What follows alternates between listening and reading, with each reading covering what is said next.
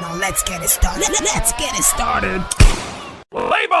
Barcelona beat Real Madrid 3-2 in the finals of the Copa del Rey. That game after 90 minutes ended 2-2 in extra time. 30 minutes extra time, Kounde scored the final goal to make it 3-2 to give Barcelona the cup in this final. Now, this is the third game in a row that Barcelona beat Real Madrid this season. Okay, if you look at that final, it was an interesting final.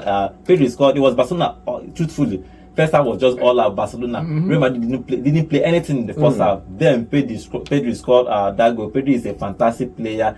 He started the move. That pass, long pass to Yamal. Yamal waited for him to reach and gave him that pass to score from that beautiful goal from outside the 18. He had a 1-0. Second half came in and Mbappe came in and everything changed for Real Madrid. Well, good game for them, but we know they can't win for after extra time now. They can't time. Now, after 90 minutes, now they know result. They played 2 win, 1 draw. Anyhow, we want to say they win the cup. We're not told they win the cup. But we know they count after 90 minutes because if you enter the other side of the game, you're going to see 90 minutes, 9 game end. Anything after 90 minutes, now plus and minus. So, for me, good game for Real Madrid, good game for Barcelona, good tactical subs from Don Carlo. But those subs they didn't really do much for me. Because how can you go into this game with the mentality of let's just conserve and absorb pressure, then in the second half we play our ball? Come on now. In the first 12 minutes you have a sub already. I keep saying, when I tell you that when players come back from injury, you don't rush them into the starting lineup. I had a discussion with a friend before the game, and it was like they are hiding players. I said he just came back from injury. If he has been available since, you see him in pictures with the first team. But this guy is just back from injury. He's not even had up to 2 training sessions with the first team.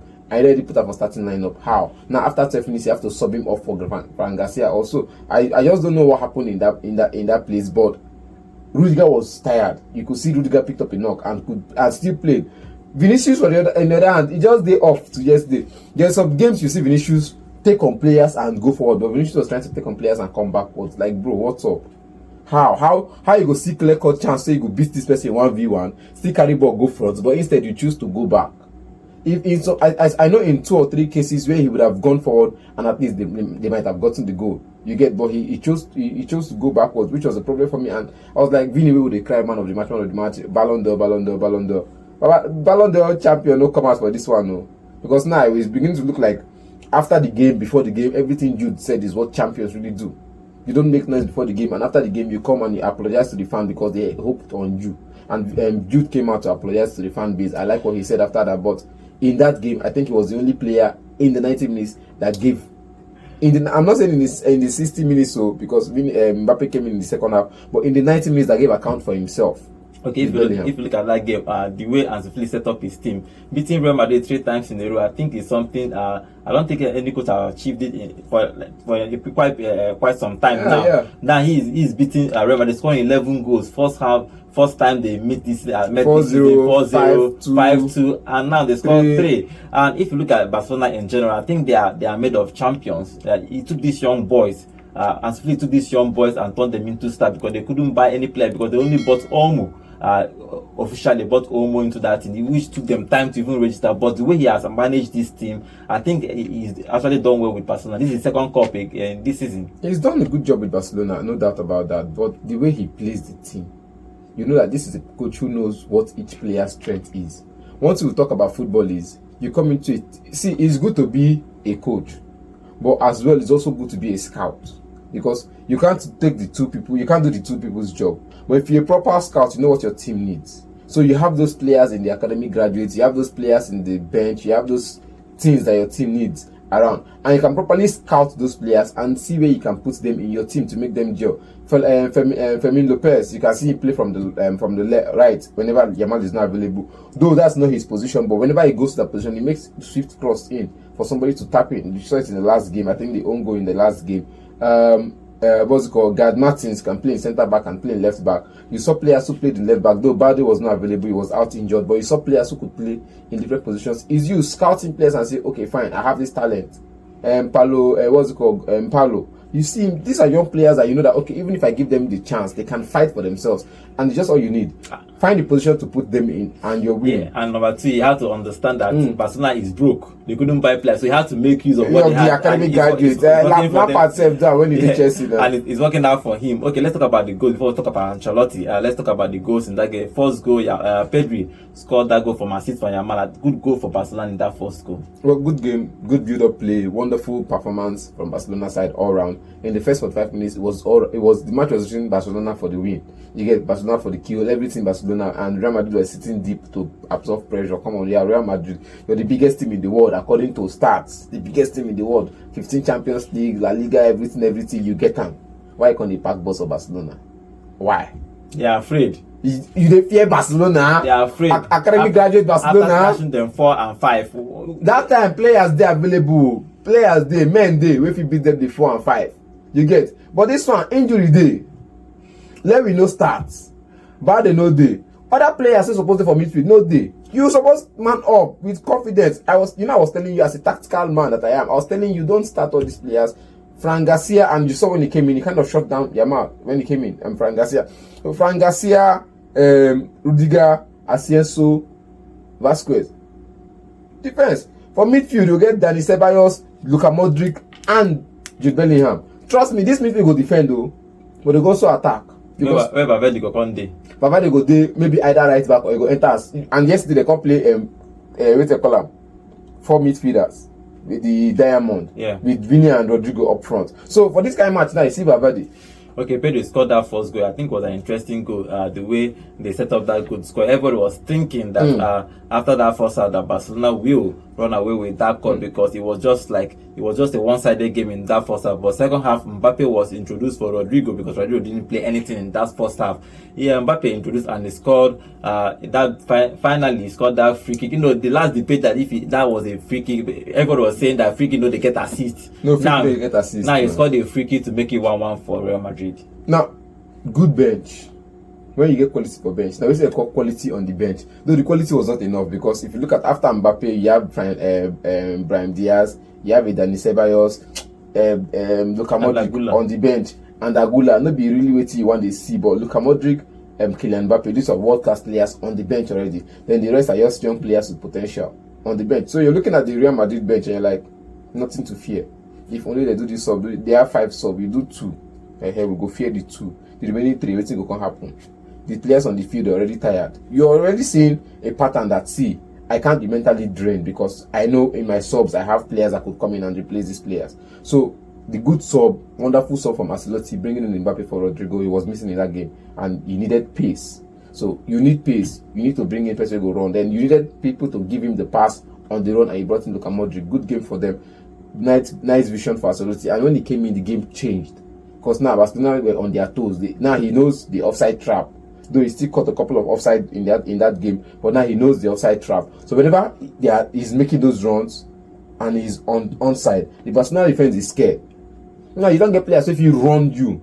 If he run through you, run around you, run by you, and you know if you catch up because he has space in his side. And I think that's what Real Madrid were looking for in that game and that they didn't have. Because they had Vinny in the first half. Vinny couldn't do that. He didn't have that much pace. He came in and scored that free kick. Nice goal for Mbappe. Free kick. Good free kick from Mbappe. Position work, rocket it through the collar, put it in between them, and scored his free kick, hitting the woodwork and perhaps getting it to the post. Good game for him. Recently didn't give him a chance or perhaps enough time to react. After that goal, 7 minutes after they scored that free kick, they led in that game for the first time with a corner kick. I think they deserved it. Depending on how they played in the second half. If you look at the way they played in the second half, they deserved to lead in that game. And it came from a corner kick. Chamani, good player on the air. I think. See, let me be honest here. He gets Chamani for this match supposed to collect a red card. There were some tackles he couldn't have gone for. He shouldn't have even dreamt of. He shouldn't have even thought of going for that he went for, and the referee did not blow it. Me, I will give a yellow card, like 2 yellow card, and 2 yellow card and a red card. I go send them off because those tackles you're not supposed to even think of it, let alone run or dive into it. No, though some of them were referee didn't see it, VR didn't catch it, and that went on. But good game for him, good goal for him. Marshalling the midfield, trying to cover the lapses between the midfield and the defense. Good game for him, and even getting the goals. It means that the guy has been working his this off, and he knows he's working his legs off, and he knows that if he misbehaves, because this is a player that they've really countered in recent years, saying he's not player for a big match. That when you see him in big matches, he's missing, he's going MIA. But in this game, he showed up, he turned up, and he made impact. After that goal, they led that 2-1. Then the man that always coming when Lewandowski is not available, Torres, came and scored that equalizer for Barcelona to make it 2-2. Lovely pass again from Yamal from his own half to the Real Madrid half. The Torres ran and actually rounded up the goalkeeper. I don't know why Courtois actually came out, but he came out. But he felt that he can get the ball. But Torres was smart because when I ran the goalkeeper, you make a decision, you live with it. Don't make a decision and stop halfway.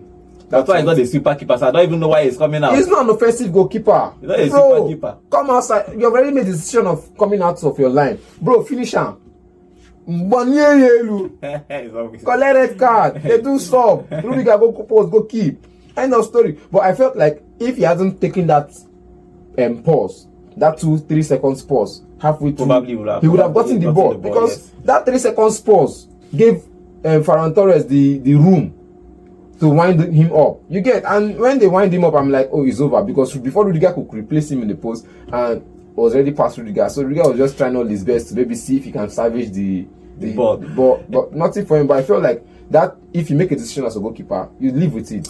You're coming out for the ball, come out fully. You either get the ball or you get the striker. And when you get the striker, you get your offense, and perhaps that's it. But I know if he hadn't taken that 3 seconds pause, he would have gotten to the ball. Okay, it was 2-2 after 90 minutes. Now, an extra 30 minutes was they started that extra 30 minutes. Then Barcelona scored the final goal. Kounde scored the final goal after a pass from Modric. And Diaz was waiting for that pass. I don't know why he's waiting for that pass, but he was waiting. But Kounde intercepted and shot from that outside 18-yard box to make it 3-2, just 3 minutes to the end of the 120 minutes.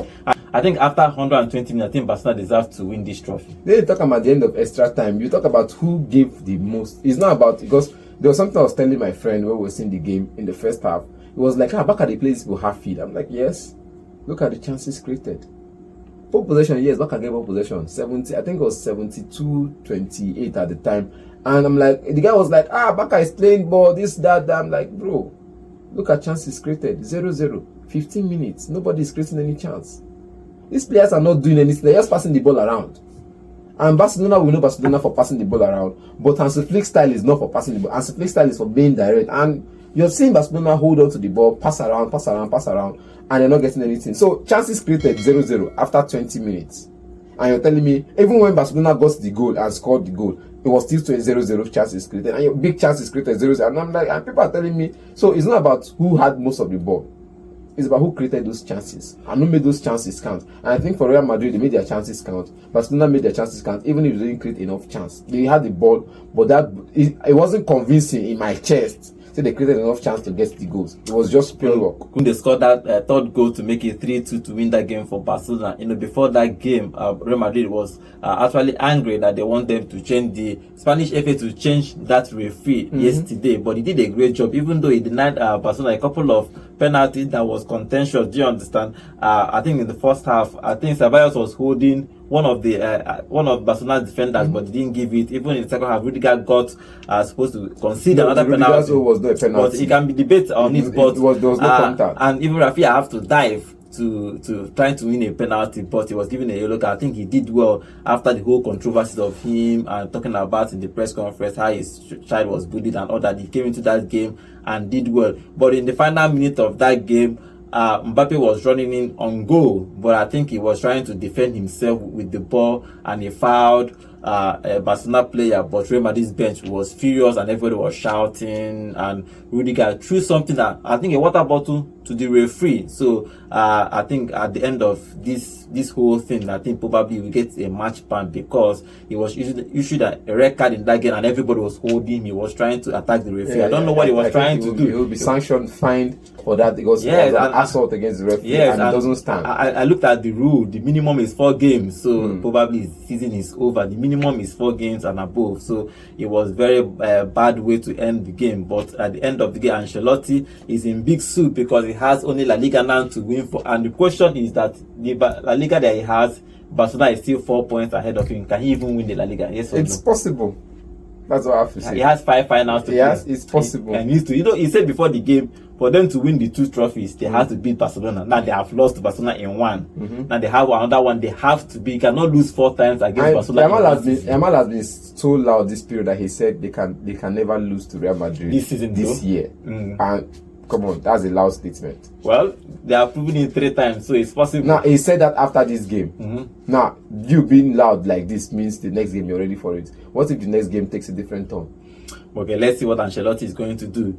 Maybe Real Madrid might let him go because they are looking to bring in Alonso. The rumors now is that after the end of the season that he will go and probably take over Brazil national team, and Alonso will come in. But let's see if they are going to decide that come end of the season. But into BARCA are the Copa del Rey champions. They won that game against Real Madrid 3-2.